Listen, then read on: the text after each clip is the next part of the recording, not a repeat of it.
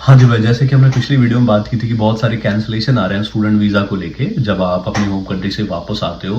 तो ये कैंसलेशन जो है ये सिर्फ दो सेक्शंस के अंडर आ रहे हैं, section 109 and 116 migration immigration act. तो सेक्शन 109 क्या है? सेक्शन 109 वो है कि अगर आपने अपनी फाइल सबमिट करते टाइम या वीज़ा लेते टाइम अगर आपने कुछ भी इंफॉर्मेशन जो है आपकी गलत सबमिट की है, कुछ झूठ बोला है, कुछ बोगस डॉक्यूमेंट सबमिट किया है, तो डिपार्टमेंट के पास राइट है वो आपका वीज़ा कैंसिल कर सकते हैं। और एक और रीज़न है कि अगर आपने वीज़ा लेते टाइम आपके सर्कमस्टेंसेस कुछ और थे और अब वो सर्कमस्टेंसेस चेंज हो गए हैं तो आपने डिपार्टमेंट को नोटिफाई नहीं किया, that could also be a reason.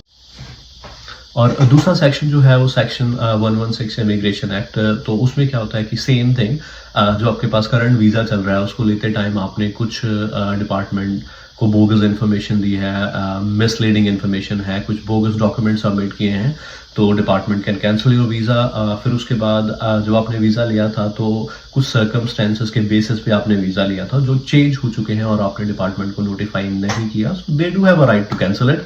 और उसके अलावा जब आप स्टूडेंट वीज़ा मिलता है आपको तो उसमें बहुत सारी कंडीशंस होती हैं, तो आपने उन कंडीशंस में से कोई कंडीशन ब्रीच की है, जैसे आपके वर्क राइट्स हैं, आपने बहुत ज़्यादा काम किया है, तो उन सब कंडीशन के बेसिस पे भी आपका वीज़ा कैंसिल हो सकता है। या फिर हेल्थ एंड सेफ्टी रिस्क है आपसे, कम्युनिटी को पास कोई क्रिमिनल रिकॉर्ड है, आपने कुछ इस तरह का कुछ काम किया है कि जो लोगों को हार्म कर सकता है या रिस्क में डाल सकता है, तो they have a right to cancel the visa. भाई इस केस में क्या करना है, अगर आपके पास कोई वीज़ा कैंसलेशन नोटिस आता है तो एक तो आपके पास बहुत ही लिमिटेड टाइम पीरियड होता है, आपने लिमिटेड टाइम पीरियड में उसको रिप्लाई करना है। And do get in touch with a professional, कोई अच्छा माइग्रेशन एजेंट या अच्छा माइग्रेशन लॉयर के साथ बात कीजिए। अगर आपके पास ऑलरेडी माइग्रेशन एजेंट या लॉयर है तो उससे बात कीजिए, समझाइए this is a very critical situation.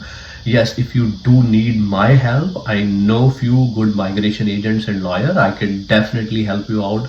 Disclaimer of the video, I'm not a migration agent, I'm not a migration lawyer, so this is not a professional advice.